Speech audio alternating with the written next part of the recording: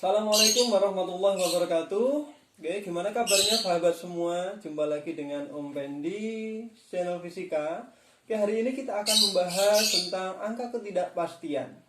Apa itu angka ketidakpastian? Simak videonya sampai habis. Baiklah, kita bahas tentang ketidakpastian pengukuran. Ketidakpastian, kata-kata tidak pasti menunjukkan bahwa apapun yang dilakukan oleh manusia, entah itu pengukur, entah itu peneliti, itu bisa saja dihinggapi dengan yang namanya suatu ketidakpastian atau disebut juga sebagai kesalahan.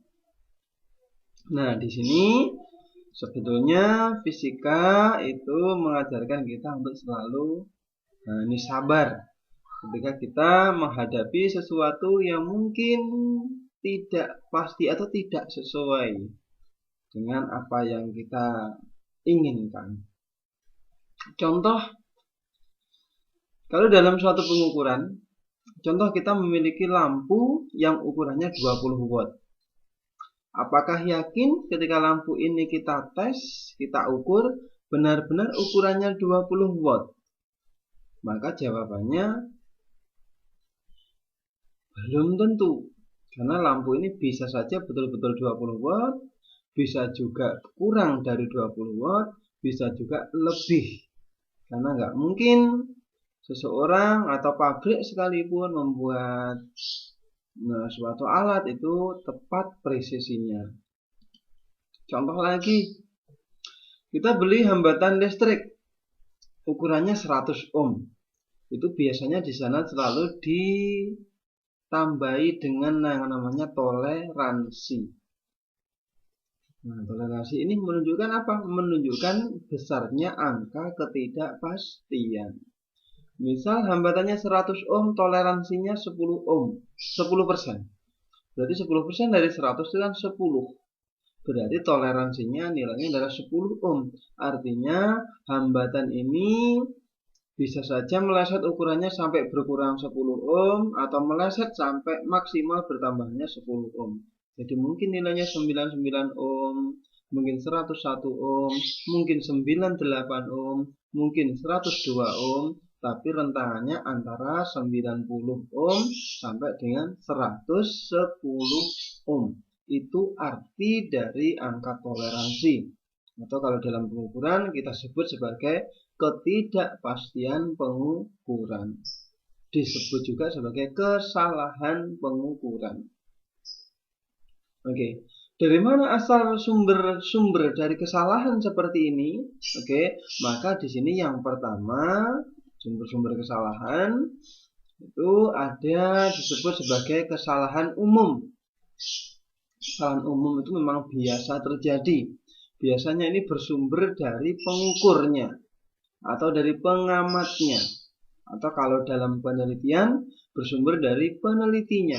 Mungkin dia tidak cermat, tidak teliti, dan lain sebagainya.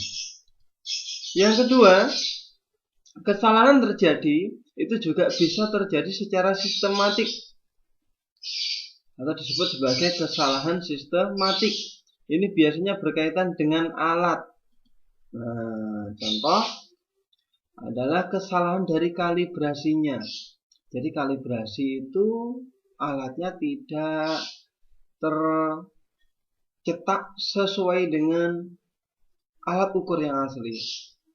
Contoh, kita beli penggaris, memang penggarisnya semua 1 sentinya dengan 1 senti yang asli tidak sama. 2 sentinya dia dengan 2 senti yang asli nggak sama. Itu berarti kesalahan kalibrasi. Sehingga dalam dunia itu ada yang namanya bidang meteorologi. Kerjanya apa? Untuk salah satunya adalah mengkalibrasi alat-alat. Jadi kalau kita timbangan di pasar-pasar itu harusnya secara periodik dikalibrasi, itu bisa dikomplain untuk Pak tukang pedagang itu kalau tidak sesuai. Contohnya mobil tangki itu, mobil yang bawa minyak itu biasanya dia terkalibrasi secara periodik, sehingga yang dimasukkan ke pom-pom itu memang sesuai dengan yang terukur. Oke, yang kedua, kesalahan sistematik atau kesalahan alat ini bisa terjadi karena kesalahan titik nol. Nah, kita sering menemukan ya, ketika kita mengukur ampere meter, mengukur kuat arus menggunakan ampere meter, kadang itu jarumnya sebelum digunakan tidak ada di titik nol, sudah menunjukkan jarum tertentu. Nah, itu berarti namanya kesalahan titik nol. Sehingga harus dibetulkan dulu alatnya. Atau kalau memang nggak dibetulkan, nanti berarti hasilnya dikurangi. Misalkan sebelum diukur sudah menunjukkan 1 ampere, setelah diukur menunjukkan 15 ampere. Berarti nanti hasilnya jangan langsung 15 ampere, tapi 15 dikurangi 1. Nah, itu kesalahan titik nol. Oke, yang ketiga itu bisa jadi karena kesalahan komponen alat.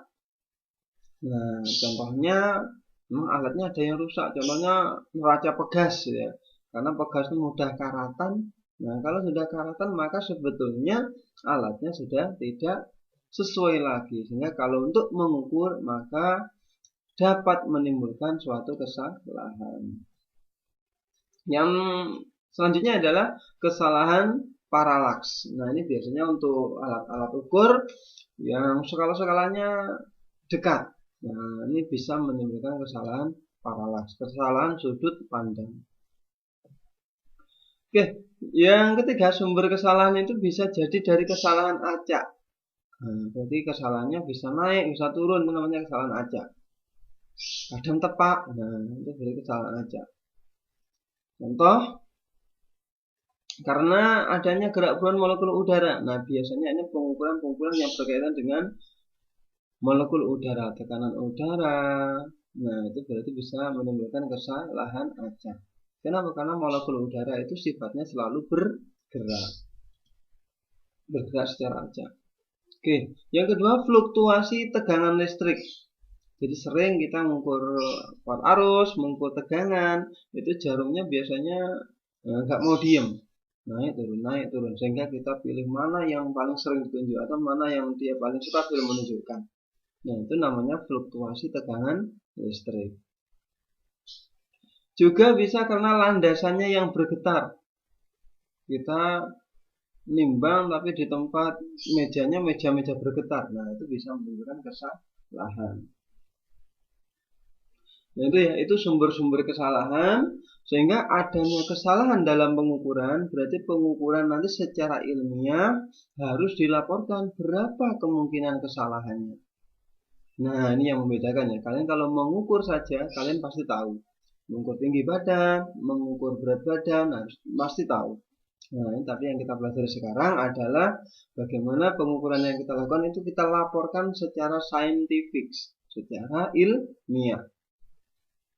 Nah, maka di sini nanti harus disertakan berapa besar dari angka ketidakpastian atau besar kesalahan. Oke, kesalahan ini nanti ada 2 pelaporannya. Ada ya kalanya melaporkan besarnya kesalahan mutlak yang nilainya bisa ditentukan dari delta X ya kalau pengukuran tunggal, nanti kita bahas lagi ya. Atau juga ada yang menggunakan kesalahan relatif. Nah, ini juga banyak yang digunakan. Contoh tadi hambatan tadi dia menggunakan kesalahan relatif. Biasanya dalam bentuk persen. Nah, ini sehingga penentuannya untuk kesalahan relatif ini. Delta X per X kali 100%. Delta X ini angka kesalahan mutlaknya tadi. X ini hasil pengukurannya kalikan 100%. Oke, yang selanjutnya pengukuran itu ada 2 jenis. Ada pengukuran tunggal, pengukuran yang hanya dilakukan sekali, dan juga ada pengukuran berulang, pengukuran yang dilakukan lebih dari 1 kali. Untuk mengukur alat bahan benda yang sama, tapi dilakukan berkali-kali, itu namanya pengukuran berulang. Nah, untuk pengukuran tunggal, maka besarnya kesalahan itu nilainya adalah setengah NST. Masih ingat NST nilai skala terkecil. Contoh mikrometer sekrup, NST-nya 0,01 mm.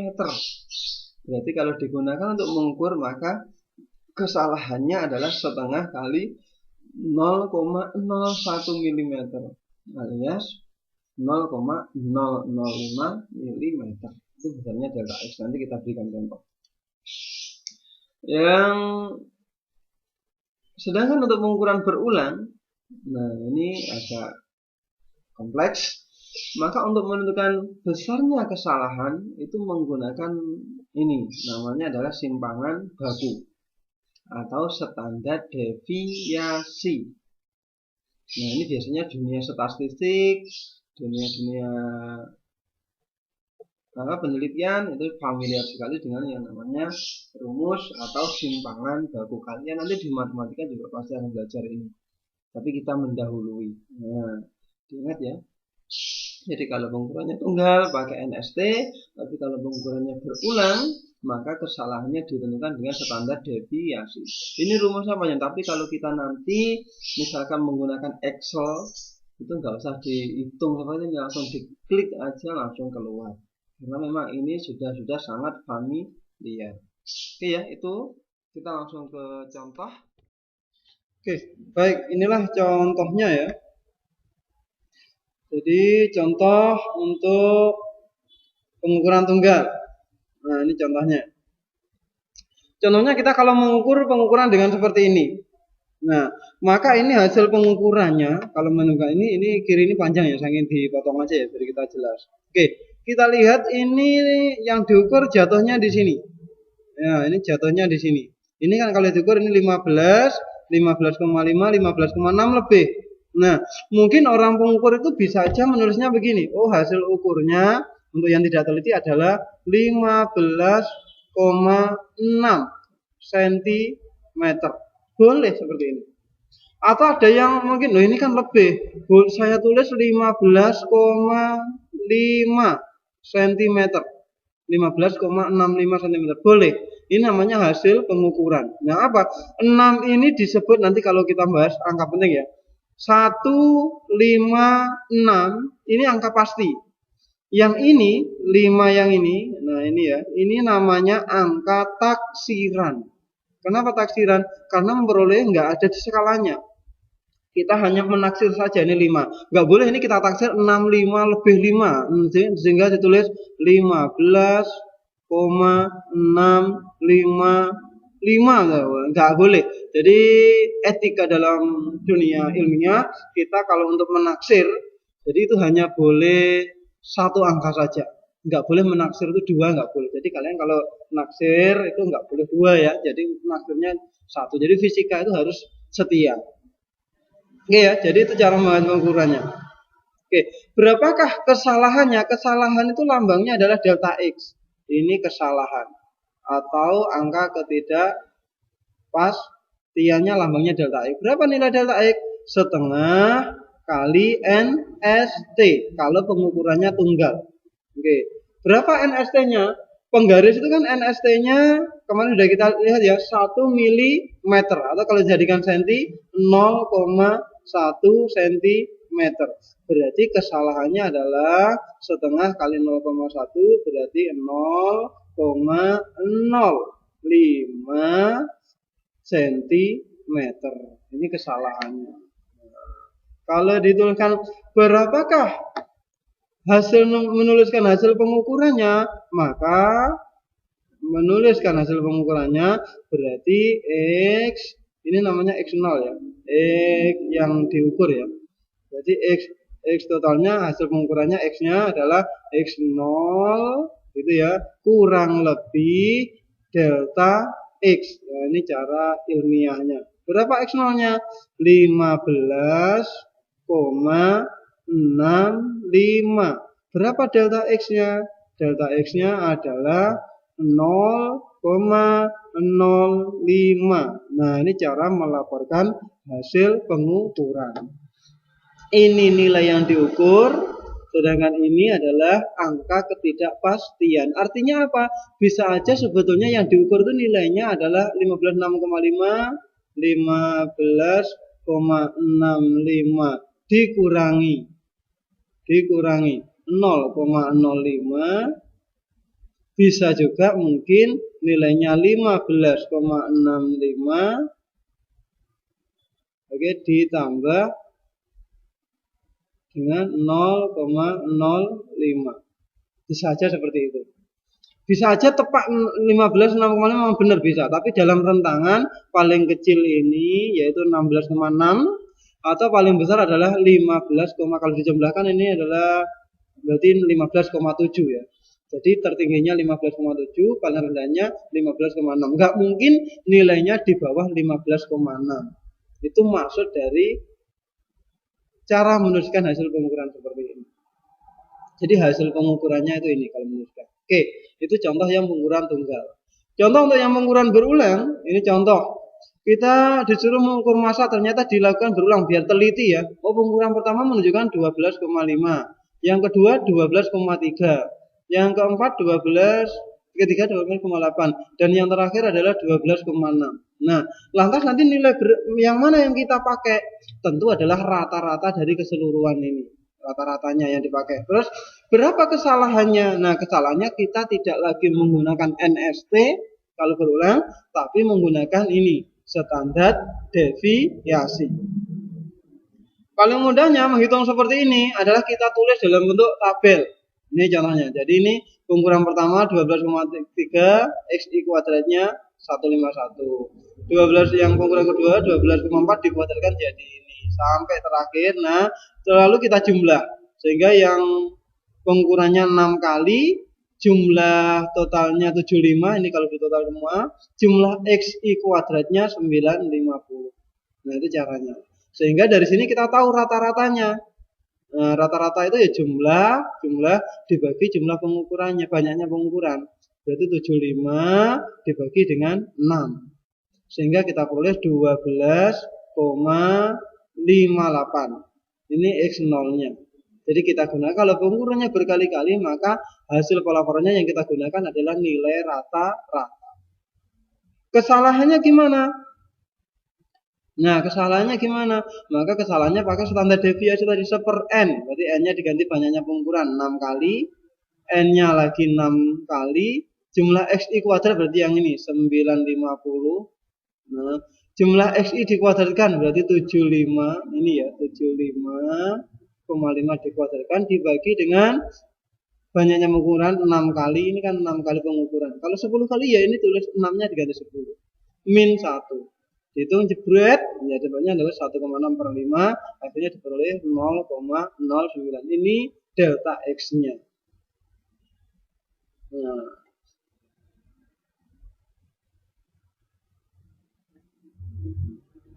bagaimana hasil pengukurannya? Cara melaporkan hasil pengukurannya itu harus X0 kurang lebih delta X. Delta X-nya diperoleh dari standar deviasi 0,09. Ini diambilkan dari rata-ratanya 12,5. Nah, itu contoh menentukan angka ketidakpastian untuk pengukuran berulang. Nah, untuk yang pengukuran tunggal seperti tadi. Oke, silahkan contoh ini kalian gunakan untuk berlatih sendiri. Baiklah sahabat semua, kita sudah sampai di akhir pembahasan. Terima kasih sudah menonton video ini. Sampai jumpa lagi di video-video selanjutnya. Wassalamualaikum warahmatullahi wabarakatuh.